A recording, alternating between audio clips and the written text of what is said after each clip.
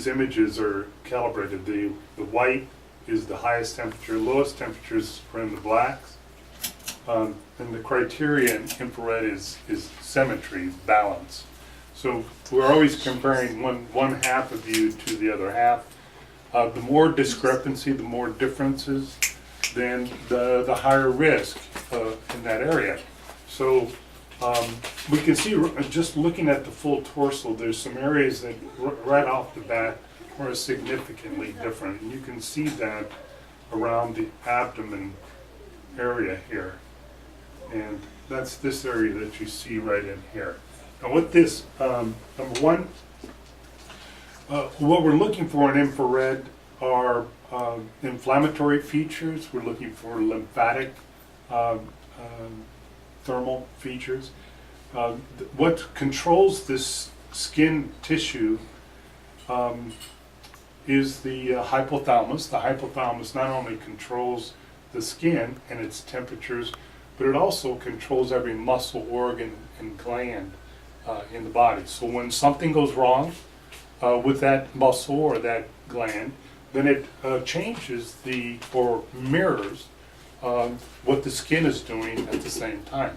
So depending on what those patterns are suggestive of what body part is being most affected. This marker that we see over the sternum is the esophagus before it becomes the stomach.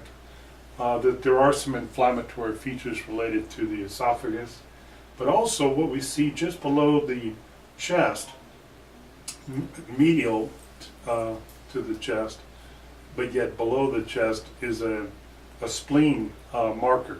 Now, this is not to create fear right now with you about this imaging. When I see this marker, it's a tall tale sign that the blood and its integrity is being less than optimal. So what happens, the spleen, if you don't know how and why it works, that particular organ filters blood.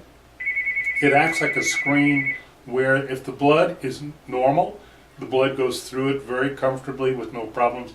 If the blood and its integrity, the red blood cells particularly, if the integrity is not optimal, then it ruptures the red blood cell, and then the body reabsorbs that hemoglobin and then recycles it again.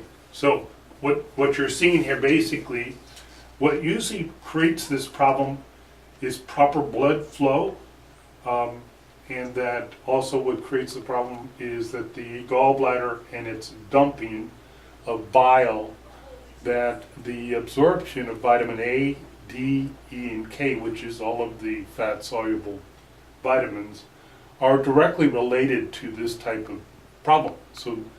So what we look at is we don't look at the effect as much as we're trying to understand the causation. So this usually starts with proper absorption of the fat-soluble vitamins, which is optimal when the gallbladder is dumping properly.